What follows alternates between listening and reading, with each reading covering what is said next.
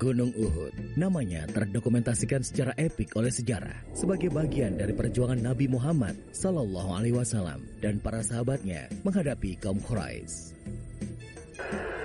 Bulan Syawal tahun ketiga Hijriah, gunung ini menjadi saksi bagaimana akhir dari sebuah perang bisa memberi pelajaran berharga bagi kaum muslimin. Setahun sebelumnya, pertempuran pertama kaum muslim melawan Quraisy Mekah terjadi di Lembah Badar. Perang tersebut membuat Nabi Muhammad tidak hanya dikenal sebagai pemimpin agama, tetapi juga ahli strategi perang yang mumpuni. Abu Sufyan, salah satu pemimpin Quraisy Mekah, segera melakukan persiapan besar-besaran demi pembalasan. Tokoh Quraisy ini sangat terpukul atas kekalahan di Lembah Badar, sehingga melakukan persiapan yang benar. Bukan hanya pasukan infanteri yang dipersiapkan, tetapi juga pasukan berkuda atau yang dikenal sebagai kavaleri. Sebanyak 3.000 infanteri dipersiapkan oleh Abu Sufyan. Sebagian dari pasukan infanteri tersebut dilengkapi dengan baju besi.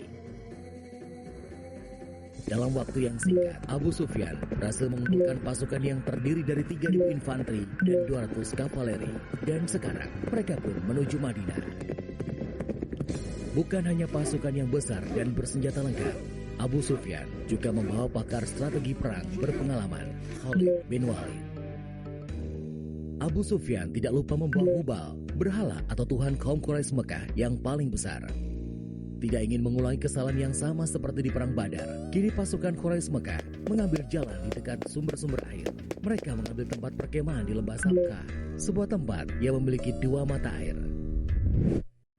Sementara itu, Madinah dalam kondisi yang tenang, tidak ada aktivitas militer, karena penghuninya belum mengetahui bahaya yang sudah mendekat. Ketenangan itu berakhir ketika seseorang yang diutus paman Nabi, Abbas, datang membawa surat dari Mekah. Nabi dan para sahabat akhirnya menyadari bahwa bahaya telah sangat dekat. Nabi segera mengirim orang untuk mengintai gerak-gerik pasukan musuh yang berkemah di Lembah Sabkhah. Pada tanggal 6 Syawal tahun ketiga Hijriah, setelah memastikan keberadaan posisi musuh, Nabi Muhammad dengan para sahabatnya segera menyusun rencana menghadapi pasukan dari Mekah tersebut. Melihat kekuatan musuh yang lebih kuat dan terlatih daripada yang dihadapi dalam Perang Badar, Nabi Muhammad mengusulkan agar menunggu musuh masuk ke Madinah dan melawan mereka dengan cara perang kota. Cara ini akan membuat musuh terjebak dalam kelompok-kelompok kecil, sehingga lebih mudah dihadapi daripada melawan mereka di tempat terbuka.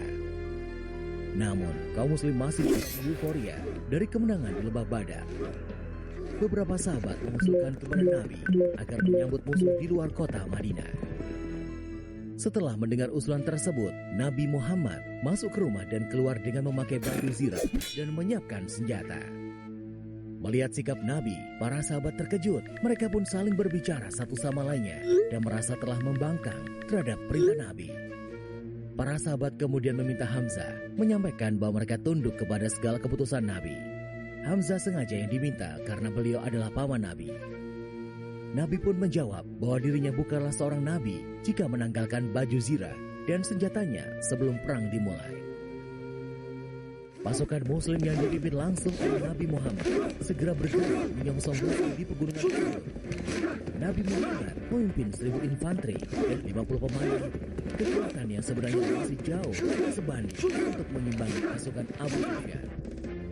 Bergerak meninggalkan Madinah, pasukan muslim mulai dilanda perpecahan. Abdullah bin Ubay ibnu Salul dan 300 pasukannya memutuskan kembali ke Madinah. Dia beralasan karena musuh tidak kunjung dijumpai.